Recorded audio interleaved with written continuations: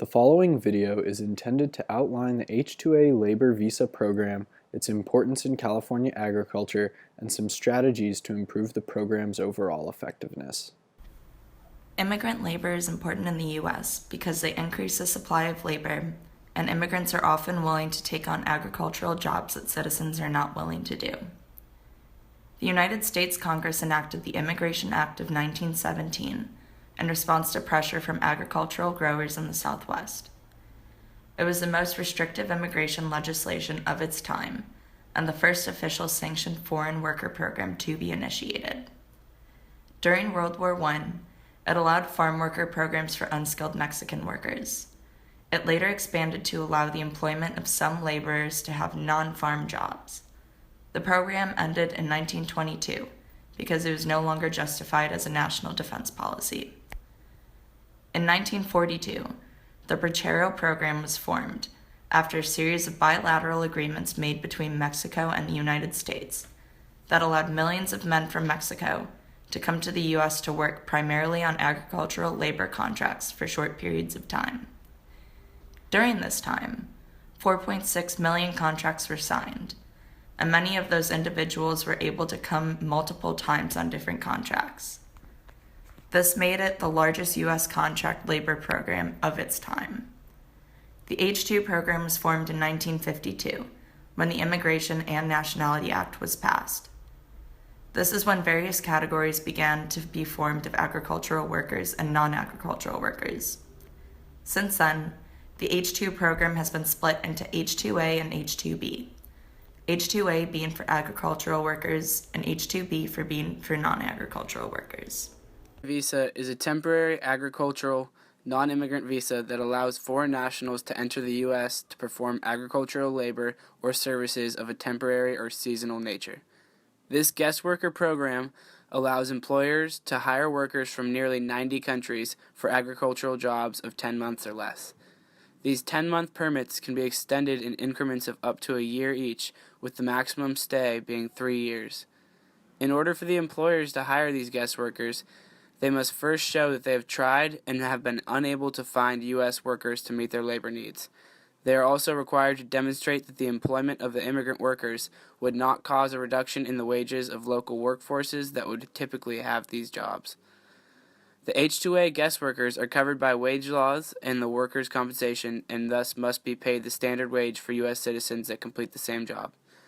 Once the employers find their workers, they are required to pay for both the inbound and outbound transportation, and they must pay for the housing and the meals of their workers when they are working for them.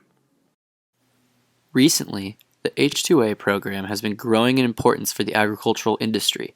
According to officials, the number of H-2A visas granted nationally has doubled in the past 5 years.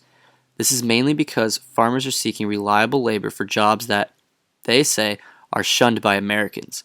While this may be true, the H-2A also allows workers to come to the U.S. in a legal way to work and earn a low but still steady wage amidst all of the issues there are with the new immigration policies. Though the H-2A program provides a legal and fairly reliable option to companies using immigrant labor, the program is also very complicated and costly for companies that choose to use it. An employer applying for the program must complete all the required paperwork 75 days prior to requiring labor. When applying, a firm must explicitly list the number of workers it needs, what job they will be doing, and the specific period when they will be working. This work period has a limit of 3 years, after which the visa holders must return to their home country for an uninterrupted 3 months. The company must also demonstrate that they have tried to hire domestic labor. They are required to provide employment to any qualified, eligible U.S. worker who applies for a position. The employer must also engage in active recruitment, either through the state workforce agency or by publishing employment advertisements. The employment conditions for domestic workers must be equal to those of H-2A workers. As a result, many employers are in turn required to provide free housing, meals, and transport, even if the employee is a local domestic worker. The costs associated with the H-2A program are high. Employers are responsible for any travel costs both to and from the United States, as well as transporting workers to and from housing areas to the job site. Housing expenses are also covered by the employer, as well as meals if a government-certified cooking area is not provided. In addition, employers must guarantee each worker employment for 75% of the working period stated on their contract. These requirements can be a major challenge for employers, especially smaller operations that don't have the logistical or housing resources required to bring in a new crew of employees. The H-2A visa program is far from perfect. It forces employers who want to legally utilize immigrant labor to spend an inordinate amount of time and resources to secure labor. Streamlining the process for visas to be issued could reduce the delays that farmers have come to expect with the H-2A program. For example, the United States Citizenship and Immigration Services requires original signatures on documents, which requires snail mailing paperwork. An online application process would reduce delays in the application process. This would allow laborers to start their work on time. This could help shorten the backlog and could reduce the time period in which farmers must apply for labor, which is currently 75 days before the work is to start. Eliminating the requirement for growers to recruit and advertise in the United States before turning to the program would allow farmers to reduce costs and move more efficiently through the program. However, by doing this, we sacrifice the opportunity for an American citizen to apply for the job. But farmers that use the H-2A program year after year should not have to prove annually that they are unable to find American citizens to fulfill the job. Another problem with the H-2A program is it does not apply to industries like dairy and cattle, which are considered permanent jobs. A Wisconsin representative has proposed changes that would allow workers to work in the United States for 18 months. This could help out dairy industries in the big dairy states like California and Wisconsin. Hi, I'm Stuart Bewley with Alder Springs Vineyard.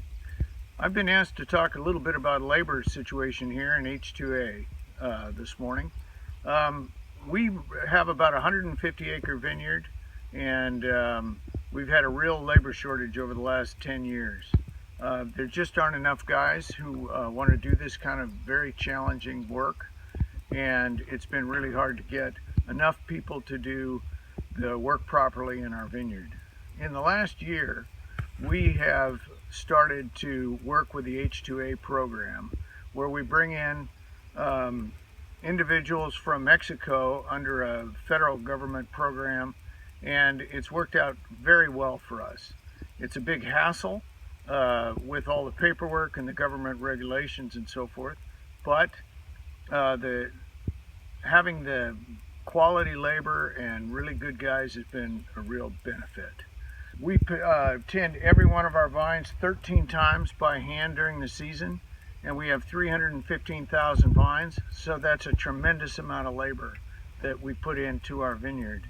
And the H-2A guys really help us move that project along because so many of these jobs have to be done in a timely manner. The positives of the H-2A program is that you can get the number of people you want, and you can get them and they stay at your operation. They're enthusiastic. They probably are paid 10 times the amount of they would earn in Mexico, and as a result they're anxious to be here. The negatives, however, are it's a bureaucratic nightmare. You have to pay all the expenses to get them here and ship them home. You can charge nothing for their housing. You have to transport them and pay for all their transportation, and even all their food and everything else, and hotels and so forth on their way here. The government also requires that you advertise in 4 states in major newspapers. The advertising alone is about $3,000 to $4,000 for no one who's interested in the jobs. We've gotten no applications whatsoever for 2 years now. Anyway, overall, I think it's a positive. It'd be really great if they simplified and improved the system, but we're satisfied. Thank you very much.